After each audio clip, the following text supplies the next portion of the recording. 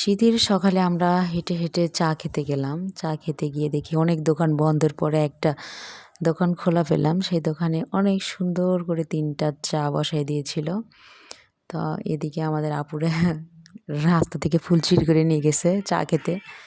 তো এখানে চা মামা মাত্র মানে আমরা গেছি, চা বানাতে চাচ্ছিল না, বলতেছে খিচুড়ি বানাচ্ছিল। তারপরও আমরা অনেক জোর করে চা খেতে গেলাম ৩ জনে।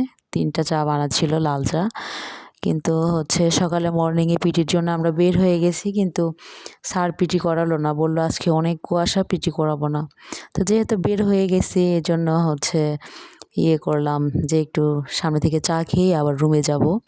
তো চা খাওয়ার জন্য মামার কাছে এসছে, অনেক আবদার করার পরে রাজি হয়েছে চা দেওয়ার জন্য। তো অনেক অনেক যত্ন সহকারে চা বানাচ্ছিল, আমি ভিডিও করলাম যে দেখি ওনাদের চা এত স্পেশাল কেন, রুমে চা বানাই ভালো লাগে না।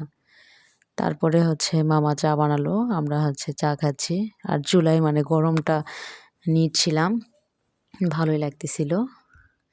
তো চাটা উনি একবারে না ঢেলে দিয়ে একটু একটু করে ঢালতেছিল, কেন এটা রহস্য জানি না। কিন্তু বাসায় এসে আমরাও ট্রাই করবো এভাবে একবারে না দিয়ে একটু একটু করে দেওয়ার জন্য।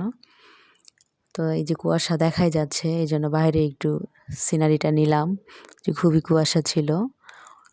আর মামাটাও নিখুঁতভাবে চা বানাই আমাকে দিল। তো এর মধ্যে ইতিমধ্যে আরও কাস্টমার চলে আসছে, তাদেরকেও দিচ্ছিল। এই যে চা খাচ্ছিলাম, খুবই সুন্দর হয়েছিল। তারপরে হেঁটে হেঁটে চলে আসলাম বাসায়।